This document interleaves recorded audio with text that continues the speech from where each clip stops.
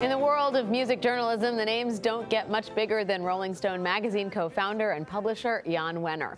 As Rolling Stone marks its 50th anniversary, an eagerly awaited biography of Wenner has now been published. Sticky Fingers, The Life and Times of Jann Wenner and Rolling Stone magazine is the product of hours of interviews with Wenner and exclusive access to the magazine's archives. And we're joined by the author, Joe Hagan. Joe, good morning. Morning. Good morning. Thanks for having me. You spent 100 hours interviewing Jann Wenner for this book. Yeah. He gave you his blessing initially. Yes. And then decided he hated this book. Yes, it's true. What happened? Well, listen, his expectations for what the book should be and what the book were, I guess, obviously diverged. He wanted a more reverent account of what had happened, and I wrote kind of the full, true story, which is a lot more complicated and messy. And it's a rock and roll story. It's a rock and roll story. By definition, it's messy. Absolutely, absolutely. Joe, this is someone who had personal relationships with the giants of rock and roll. You delved deep into his personal archives. What story surprised you the most? I think I was surprised by how the personal stories translated to what people read in the magazine. Yeah. His relationships with John Lennon and Mick Jagger, people don't understand how kind of hand in glove some of these relationships were, how they were social relationships. And those translated to Mick Jagger having more covers than anybody else. And right. So, in the name Rolling Stone, in the band, the Rolling Stones, there was a copyright business issue there. And that translated into 50 years of a relationship. And John Lennon didn't like the fact that he thought it was a shout out to the Rolling Stones, did he? That's right. And so all these kind of petty grievances and betrayals and all these personal stories translated to what people read in the magazine. And so that was, to me, really exciting to write about. What's interesting is Wenner came along right during the Monterey Pop Festival, essentially. He actually was working there a little bit. He saw what was happening, and he saw a market for a magazine that treated this culture seriously. That's right. And he created a window into it for the rest of the world.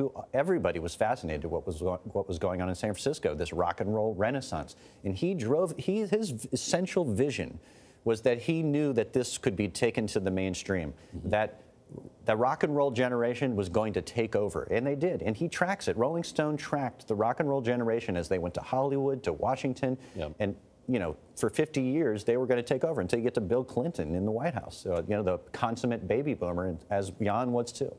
Well, how did someone who is a dropout from Berkeley, no real business experience, end up founding an empire that's lasted almost half a century?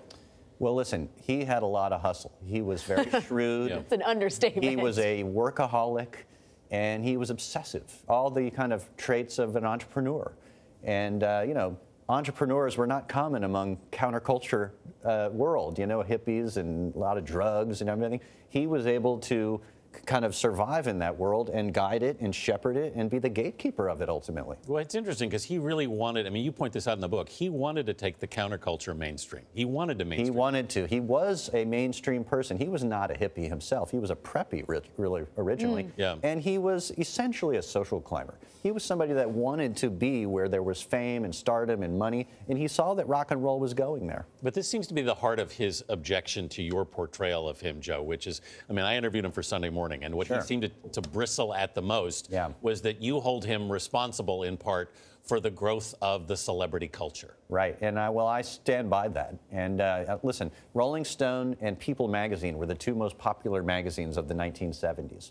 They pioneered and reinvented what celebrity was around the youth culture, around the new generation. And they had different values than what had come before. And their values were sexuality and confession and all the things that we know now to be just commonplace aspects of celebrity. And later, Jann published Us Weekly. I mean, think about where we are today in our culture and some of the values of the celebrity world. Well, some of those were very familiar to Jann, and Rolling Stone was there at the beginning. But Jann's ambition complicated a lot of his very close relationships, did it not? Absolutely. I mean, listen, ambition is in the title of my book, and this is what his life was about.